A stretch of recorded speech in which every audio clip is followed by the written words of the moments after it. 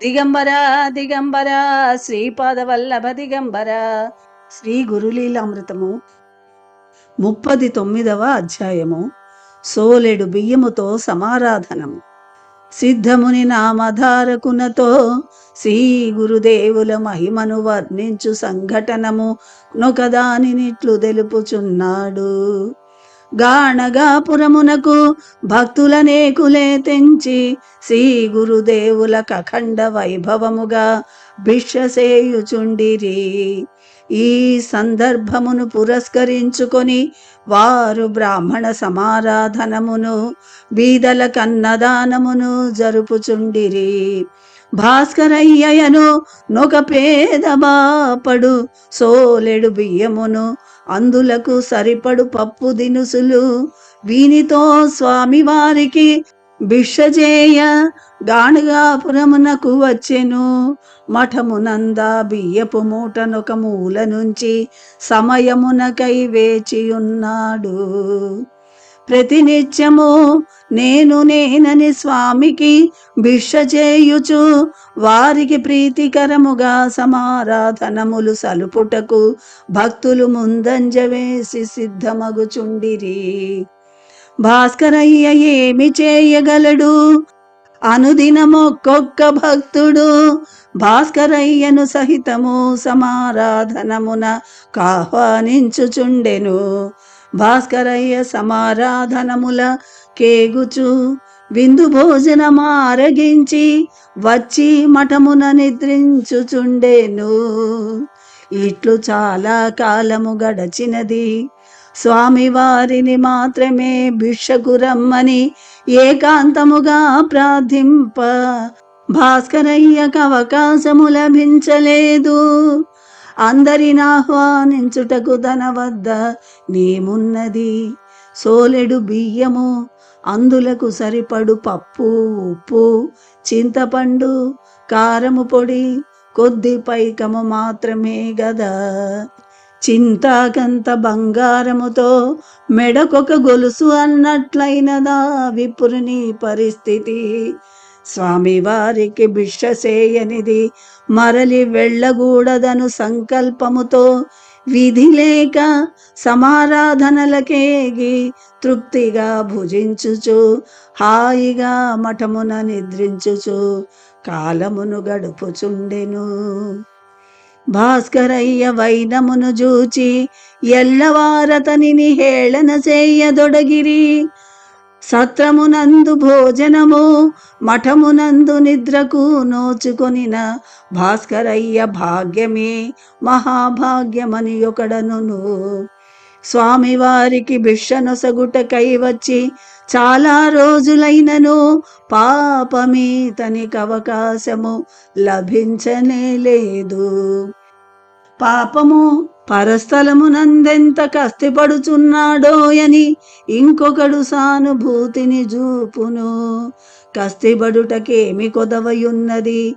వండని అన్నము, వడుకని వస్త్రము లెంత పుణ్యాత్ములకో కదా లభించుట ఇంకొకడవహేళన సేయును.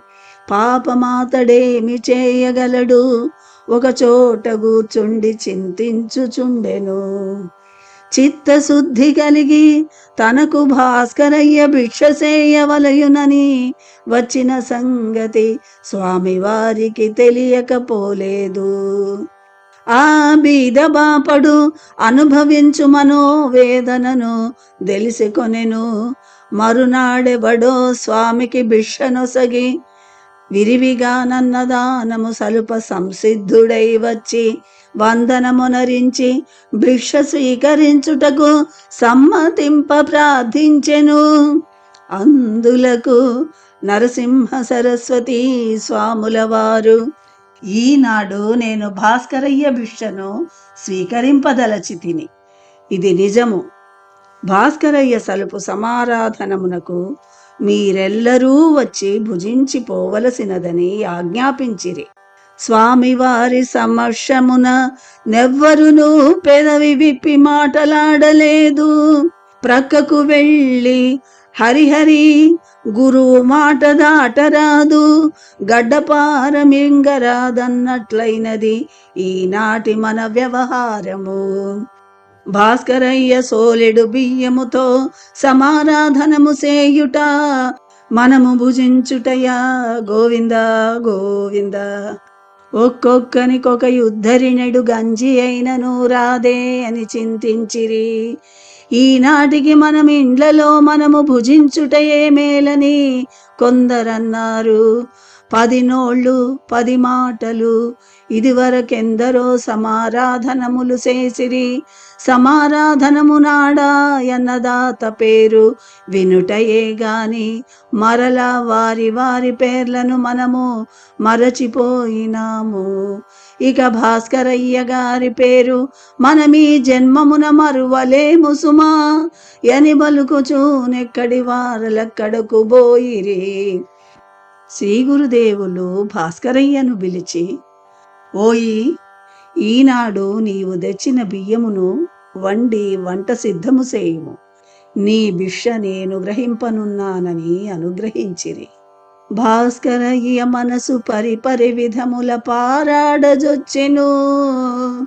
కానిమ్ము సామిదయ ఎట్లయినను మంచిదేయని తెగించి తన వద్దనున్న స్వల్పధనముతో కాయగూరలు నెయ్యి పెరుగు మున్నగునవి తెచ్చి వంట ముగించెను. వంట పూర్తి అయినది. భాస్కరయ్య స్వామివారికా విషయమును చేతులు జోడించుకొని విన్నవించుకొన్నాడు. స్వామి యూరివారినందరినీ కులమత భేదములు లేక ఆహ్వానించి రమ్మని ఆజ్ఞాపించిరి. భాస్కరయ్య సమారాధనమునకు రమ్మని ఎవరిని ఆహ్వానించినను పకపక నవ్వి హేళనతో దలయూచుచుండిరి. ఉన్న విషయమునాతడు శ్రీవారికెరిగించెను. స్వామి మఠముననున్న శిష్యుని రావించి, ఓయి, ఈ ఊరనున్న వారల నాబాల గోపాలము బంధుమిత్రాదులతో భాస్కరయ్య సమారాధనమునకు నా పిలుపుగా దోడ్కొని రమ్ము. యాత్రార్థమై ఇచటకే తెంచిన వారనెల్లరను రమ్మనవలసినదని ఆజ్ఞాపించెను. వారి ఆజ్ఞను శిష్యుడు పాటించెను. కొంచెము సేపటికి పిన్నలు పెద్దలు స్థలవాసులు పరస్థలీకులు భూమి ఈనినట్లు సమారాధనమునకే తెంచిరి. భాస్కరయ్య వారి వంక గ్రుడ్లప్పగించి చూచెను. స్వామి భాస్కరయ్యను రావించినాడు. భిక్షను శ్రీవారు మున్ముందుగా స్వీకరించిరి. మిగిలిన పదార్థములన్నింటిపై తమ శాటీనొకదాని నుంచమని భాస్కరయ్య చేతి గొసగిరి. శాటీపై కమండలోదకమును సంప్రోషించి ఇక వడ్డనలు సాగింపుమని అనుమతించిరి. ఆ కొన్న బ్రాహ్మణులరటి ఆకులను ముందుంచుకొని మిన్నకుండిరి.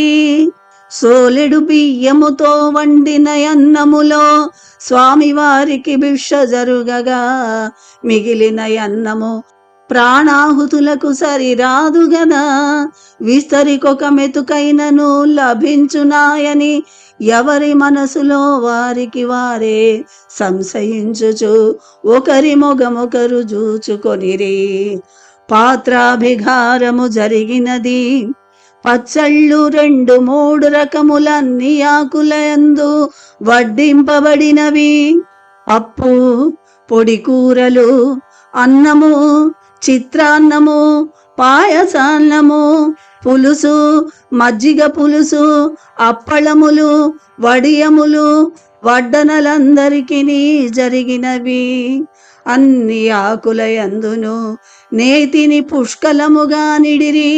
బ్రాహ్మణుల ఆనందించి, ఏకో విష్ణుర్మహద్భూతం పృథగ్భూతాన్యనేకశః त्रीन् लोकान् व्याप्य भूतात्मा भुङ्क्ते विश्वभुगव्ययः। नमः पार्वतीपते हर हर महादेव। సద్గురు శ్రీ శ్రీ శ్రీ నరసింహ సరస్వతి స్వామి వారికి జై జై జై. యని ఆనంద పారవస్యమున బిగ్గరగా పల్కిరి. బ్రాహ్మణులు భుజించుటకు మొదలిడినారు. ఆకులయందు విప్రులు తినిన పదార్థములగు వడ్డన సేయువారెప్పటికప్పుడు మారు వడ్డించుచుండిరి. వద్దను కొలది నెయ్యి నిడుచుండిరి. భాస్కరయ్య వండిన పదార్థములు దరుగలేదు. ఇంకా ఎందరికైనను సరిపడునట్లున్నది. భోజనకాల భగవన్నామ స్మరణములు జరిగినవి. అందరికి పెరుగు వడ్డించిరి. బ్రాహ్మణులు సుష్టుగా తిని తృప్తి పడిరి. రెండవ పంక్తికి వైశ్యులు తదుపరి శూద్రులు భుజించిరి. అప్పటికి అన్నము గాని పచ్చళ్ళు గాని మరేవియును తరుగలేదు. అన్నియును అక్షయముగా నుండినవి. కడజాతి వారికి సహితం అన్నదానము విరివిగా జరిగెను. ఇంకను భాస్కరయ్య వండినవి వండినట్లేయున్నవి. ఒకంతైనను దరుగలేదు. స్వామివారు భూత తృప్తికై కాకులకు కుక్కలకును బెట్టించిరి. జలచరములక వంటకములను నీటి అందు వేయించిరి. పిపీలికాది బ్రహ్మ పర్యంతము భాస్కరయ్య సోలెడు బియ్యముచే స్వామి సమారాధనము జరిపించెను. అవధూత చింతన శ్రీ గురుదేవ దత్త. 39వ అధ్యాయము సంపూర్ణము. 5వ రోజు పారాయణ సంపూర్ణము.